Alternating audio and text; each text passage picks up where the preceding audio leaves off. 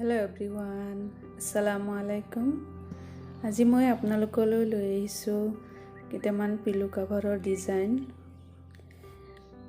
এইবিলাক ফেব্ৰিক কালাৰেৰে কৰিছোঁ, মই ঘৰতে নিজে কৰিছোঁ আৰু বগা কাপোৰ কিনি নিজে পিলো কাভাৰ চিলাই লৈছোঁ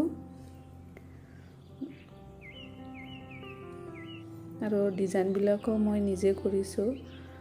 একেবাৰে সহজ ডিজাইনকেইটা লৈ আহিছোঁ।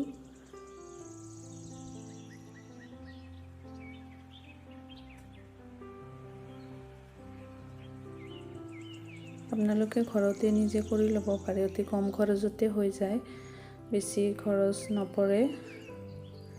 আৰু ইয়াতে তিনিটা কালাৰ ইউজ কৰিছোঁ মই ফুলত, আৰু ফুলবিলাকত মই কোনো শ্বেড দিয়া নাই, ছিংগল কালাৰ ইউজ কৰিছোঁ। যিবিলাকে নতুন শিকি আছে তেওঁলোকৰ কাৰণে অতি সহজ, তেওঁলোকে নিশ্চয় কৰিব পাৰিব। আপোনালোকে ঘৰতে যদি এনেকৈ বনাই লৈ বহুত ধুনীয়া কাভাৰ নিজে তৈয়াৰ কৰি ল'ব পাৰে। বজাৰত কিনিবলৈ গ'লে এনেকুৱা কাভাৰ বহুত দাম পৰে, আৰু এনেকুৱা ফেব্ৰিক কালাৰৰ কাভাৰ কিজানি কিনিবলৈ নাপায়ও বজাৰত ৰেডিমেড। গতিকে নিজৰ মন পচন্দ ডিজাইন বনাই নিজে ঘৰতে কৰি ল'লে নিজৰো ভাল লাগে। ইয়াৰে নেক্সট ডিজাইনটো মই একে ডিজাইন বনাইছোঁ, কিন্তু কালাৰকেইটা বেলেগ দিছোঁ আৰু পাতত শ্বেড দিছোঁ, অলপ ডিজাইন কৰিছোঁ। এই ডিজাইনটো বহুত ভাল লাগিছে।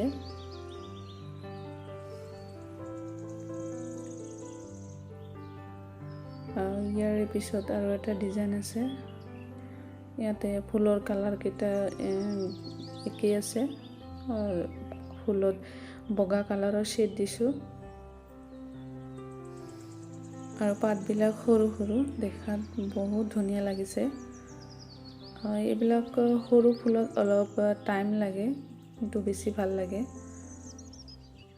ইয়াৰে পিছৰ ডিজাইনটো, ইয়াৰে ফুলবিলাক অলপ ডাঙৰ ডাঙৰ। ইয়াতে তিনিটা ফুলৰ তিনিটা কালাৰ ইউজ কৰিছোঁ, আৰু মাজতে বগা কালাৰৰ শ্বেড দিছোঁ, আৰু পাতত দুটা কালাৰ ইউজ কৰিছোঁ, বগা আৰু ডাৰ্ক গ্ৰীণ। আৰু পাতৰ যে হীৰাবিলাক আছে সেইবিলাকত মই পাৰ্পল কালাৰ ইউজ কৰিছোঁ, বেগুনীয়া কালাৰটো। এই কাপোৰটো মই 100 টকা মিটাৰত কিনি আনিছোঁ। মোটামুটি ধৰক 60 টকাৰ কাপোৰ লাগিছে এটা কাভাৰত। এতিয়া মোক 70-75 টকামান খৰচ হৈছে এটা কাভাৰত। এনেকুৱা কাভাৰ যদি আপুনি বজাৰত কিনিবলৈ পায় তেতিয়াহ'লে বহুত টকা ল'ব। গতিকে নিজে ঘৰতে কৰি ল'ব পাৰিলে বহুত ভাল লাগে, আৰু অতি কম খৰচতে নিজে তৈয়াৰ কৰি ল'ব পাৰে ধুনীয়া ডিজাইনবিলাক আৰু কাভাৰবিলাক। তো আজিলৈ এইকেইটাই ডিজাইন আনিছোঁ, ইয়াৰ পিছত আৰু ডিজাইন লৈ আহিম।